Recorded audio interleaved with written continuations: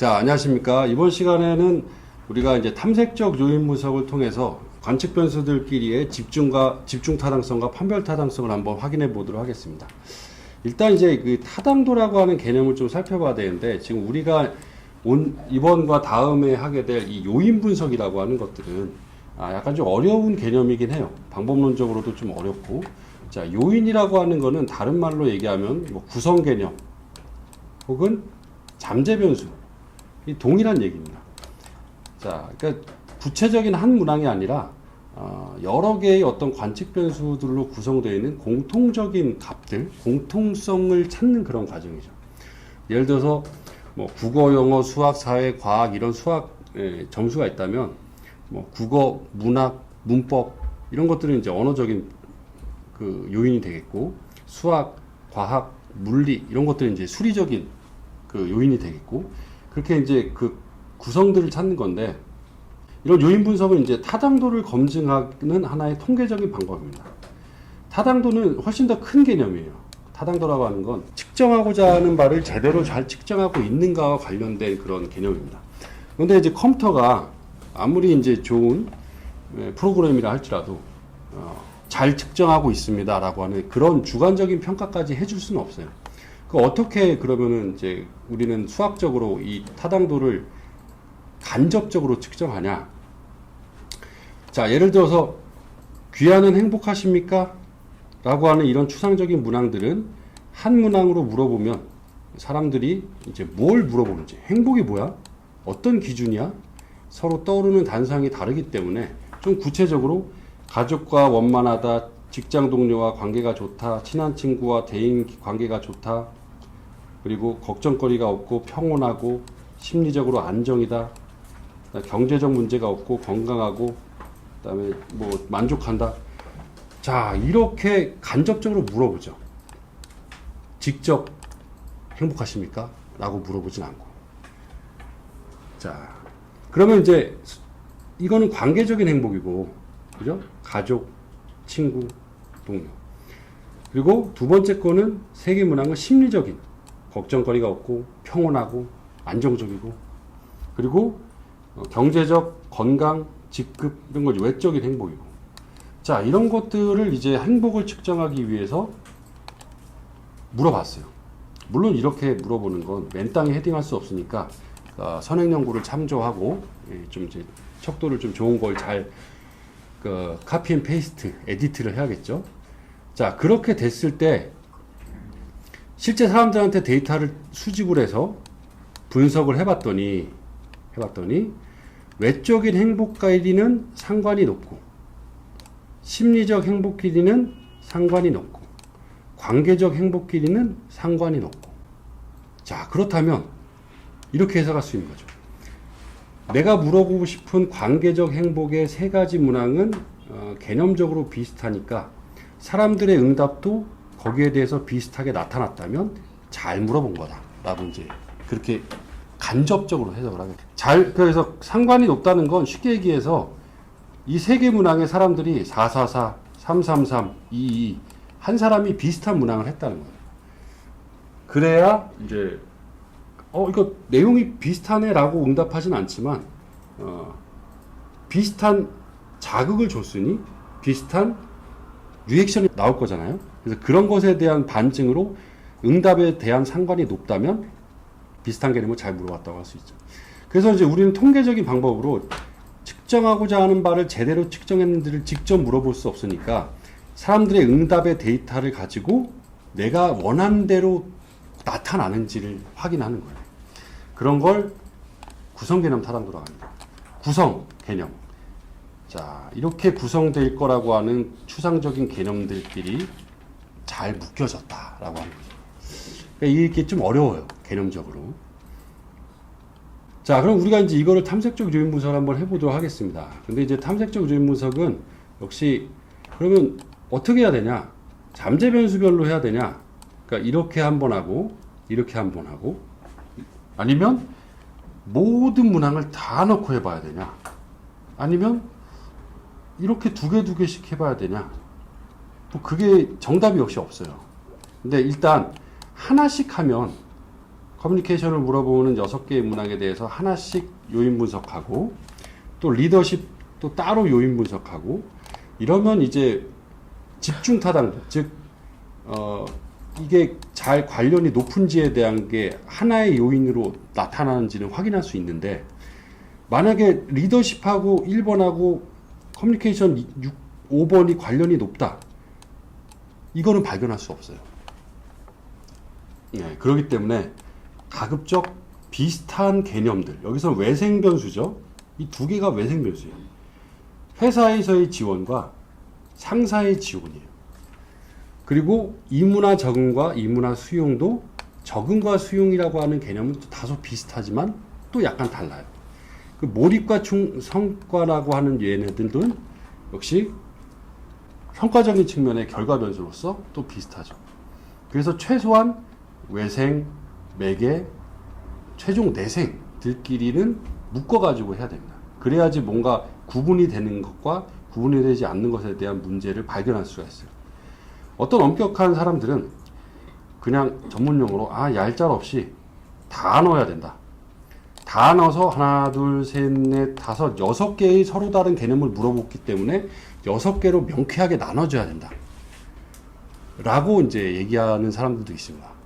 그렇기 때문에 정답이 있진 않지만 일반적으로는 외생과 내생을 그리고 매개가 많다면 매개를 좀 나눠서 이렇게 요인 분석을 하는 게 좀 그런 문제점들을 발견할 수 있는 방법이죠. 자, 그러면은 요건 이제 결과를 정리한 건데 한번 해보도록 하죠. 자, 척도화 분석에서 이제 요인 분석에 들어가서 일단은 우리는 이제 두 개씩 한번 해볼게요. 커뮤니케이션 1번부터 리더십 3번까지 시프트를 누르고 3번 자 이동시킵니다. 선택 변수 9개. 자, 그리고 기본적으로 주성분 분석의 직각회전 방식의 베리맥스를 일반적으로 사회과에서는 가장 많이 쓰죠. 그리고 이제 나눠지는 그 요인의 구분수를 고유값 아이겐밸류라고 하는 걸 1 이상일 때 별도로 나눠줘라 라고 이제 하는 게 디폴트입니다. 이것대로 한번 해볼까요? 그대로. 아무것도 손은 안 댄 거죠. 자, 앞에는 이제 상관 계수고, 자, 밑에 보시면, 자, KMO 0.93, 0.8 이상이면 적합한데 0.9로 매우 높죠. 바틀렛 구형성에서는 유효확률이 0.05보다 작게 나타나야 됩니다. 바틀렛 구형성의 기문과설은 변인들 간의 상관계수가 0이다. 상관이 없다. 라고 하는 기문과설인데 상관이 없으면 묶일 수가 없잖아요. 그러니까 상관이 있어야 되기 때문에 기문과설이 기각되는 결과가 나타나야 합니다. 근데 이 결과는 대체적으로 잘 나타나기 때문에 레포팅은 하지만 크게 신경 쓸 건 없고. 자, 여기서 보시면 안에 있는 요인, 하나의 요인으로 나왔어요. 자, 이게 이제 요인 적재치라고 하는 건데 쉽게 얘기해서 이 커뮤니케이션 4번 문항과 어떤 공통된 값 간의 상관입니다. 이게 0.6 이상으로 나타날 때 이제 문제가 없다라고 이제 보게 되죠. 근데 지금 보시면 안타깝게도 커뮤니케이션과 리더십이 분리가 안 돼요. 그죠? 예. 커뮤니케이션, 리더십. 자, 이럴 때는 이제 두 개의 응답이 상당히 유사하다라고 볼 수 있어요. 444, 344 이렇게 하긴 하지만 크게 분리가 안 될 수 있습니다. 근데 이럴 경우에는 연구자가 그 선행 연구의 그 이론적 기준에 의해서 요인수를 고정을 해서 한번 분석을 한번 해봐야 됩니다. 자, 무조건 두 개로 나눈 거예요. 두 개로 나눴을 때 문제가 없는 지수. 자, 보시면 두 개를 무조건 나눠줬어요. 그죠? 그리고 첫 번째 요인은 커뮤니케이션 6개, 두 번째는 리더십 3개. 자, 이 요인 적재치는 하나의 요인의 0.6 이상이지만 다른 요인에는 0.4 미만으로 나타나야 됩니다. 자, 그래야 커뮤니케이션 2번은 커뮤니케이션을 물어보는 거지 다른 걸 물어보는 건 아니다. 뭐 의역을 한다면 그런 의미가 되죠. 반면에 이런 문항들은 좀 문제가 되죠. 커뮤니케이션 6번은 요인 1의 0.7로 높게 나타나서 다른 커뮤니케이션을 물어보는 응답과도 관련이 높긴 하지만 요인 2, 요인 2는 바로 리더십이에요. 리더십을 물어보는 문항과도 응답이 적지 않다. 관련이 그런 이유입니다. 엄격한 측면에서 보면 이런 문항은 빠져야 돼요. 이런 문항으로서 나중에 구조방정식에서는 엄격한 기준을 적용하기 때문에 적합도가 낮게 나타납니다. 자, 그러면 이제 이 문항을 뺀다. 그러면 이제 빼고 다시 돌려봐야죠. 자, 커뮤니케이션 6번. 자, X. 그리고 다시 요인 분석을 돌려봅니다. 자, 보시면 이제 문제가 없네요. 0.7 이상, 여기서는 0.4 미만. 리더십은 여기서 0.7 이상 나타나죠. 근데 여기서 리더십 1번도 약간 문제가 있어요. 자, 이제 문항의 내용과 함께 판단을 해야 됩니다. 무조건 수치만 가지고 이제 빼는 건 좀 그렇고, 내용을 봤을 때 이 문항이 통계적으로는 다소 문제가 있다 하더라도 수치적으로는 이 문항의 리더십을 측정하는 데 있어서 중요한 문항이다. 그러면 적합도를 약간 일터라 하더라도 반영을 시켜주는 게 더 좋습니다. 자, 그래서 이런 과정들을 좀 거쳐야 돼요. 이런 과정 거쳐서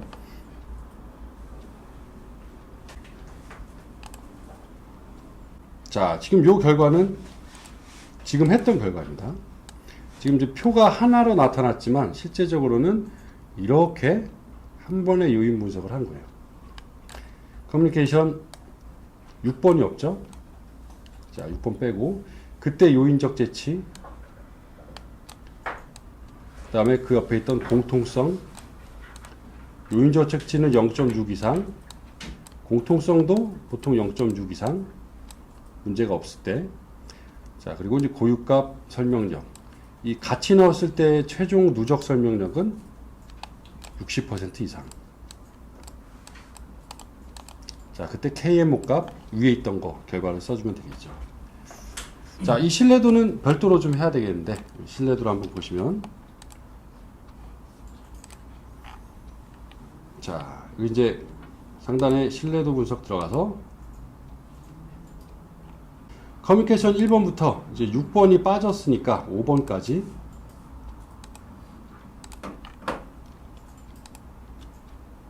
자, 5개의 변수를 넣고 분석을 해주면 전체 신뢰도가 0.931이 나타났죠. 그래서 이제 0.931이라고 하는 수치를 여기에 이제 적어 넣은 겁니다.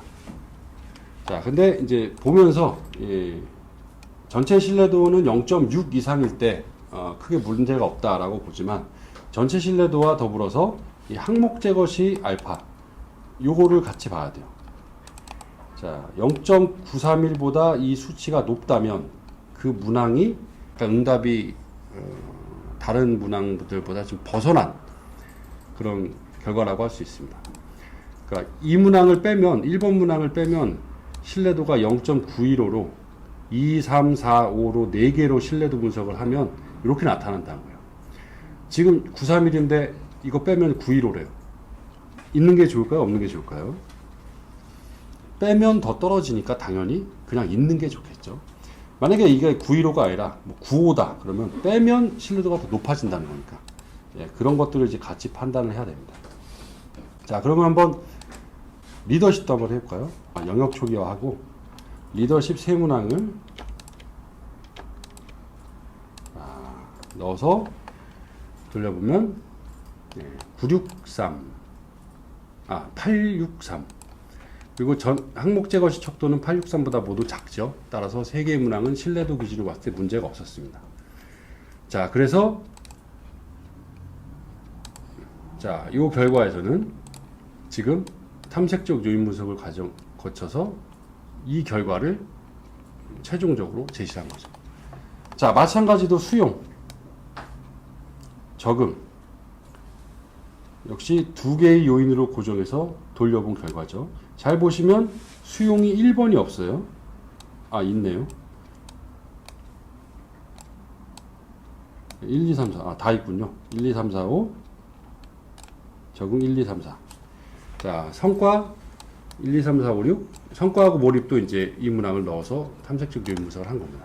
그러니까 이렇게 이제 반복적인 과정을 해서 아까 우리가 했던 것처럼 그런 기준으로 문제가 되는 문항들을 이제 제거하는 그런 과정을 거쳐서 최종적인 요인 분석을 수행할 수가 있습니다. 자, 그럼 마지막으로 한번 다 넣어서 한번 돌려보도록 하겠습니다. 되게 엄격한 기준이겠죠? 자, 요인 분석에 들어가서 일단 영역을 초기화하고 커뮤니케이션 1번 체크한 다음에 자, 성과 4번 Shift 누르고 25번 4번까지 25개의 변수가 선택이 되고, 이럴 때는 지가 알아서 고유값 1 기준으로 했을 때 6개로 나타날 가능성은 매우 낮아요. 자, 이렇게 25개의 그 변수가 있는 상태에서 자, 고정된 요인수를 자, 6으로 변경을 하고 분석을 해옵니다. 그럼 이제 기본적으로 무조건 요인이 6개로 이제 나타날 겁니다. 자, 6개로 나타났을 때 자, 보신 것처럼 자, 이렇게 커뮤니케이션 0.6 이상, 성과 0.8 이상, 수용 0.6, 적응, 리더십, 몰입. 자, 이렇게 이제 6개의 개념으로 각각 상대적인 구분이 된다면 아주 괜찮은 결과라고 할 수 있습니다. 다만 좀 엄격한 기준을 본다면, 자, 몰입 0.4네요. 여기도 0.4예요. 그러니까 이런 문항들이 이제 문제가 되는 거죠. 그래서 이런 문항들을 만약에 제거를 할 수 있다, 제거를 한다면 추후에 이제 요인 확인, 구조방정식 분석을 했을 때 더 좋은 적합도 결과를 얻을 수가 있습니다. 그러니까 구조방정식에서는 제일 문제가 되는 건 이렇게 다듬어지지 않은 문제가 되는 관측 변수들이 반영됐을 때예요. 그게 여러 개가 아니라 한두 개가 들어갔을 때 적합도를 크게 저해하기 때문에 이런 탐색적, 확인적 과정에서의 문항을 제거하는 그 것들이 매우 중요합니다. 근데 이거는 이제 여러 번의 반복을 할 수밖에 없어요. 문항을 넣고 빼고 내용을 보면서 좀 더 줄일지 아니면 그대로 갈지. 그래서 그런 과정들은 그냥 단순하게 일방적인 가기가 아니라 본인의 데이터를 가지고 좀 더 체크하는 그런 과정들이 좀 필요할 겁니다. 자, 그럼 이번 시간에 이제 탐색적 요인 분석을 데이터인으로 한번 진행을 해봤고, 다음 시간에는 확인적 요인 분석을 구조방정식 모델에서 설정해 보도록 하겠습니다. 수고하셨습니다.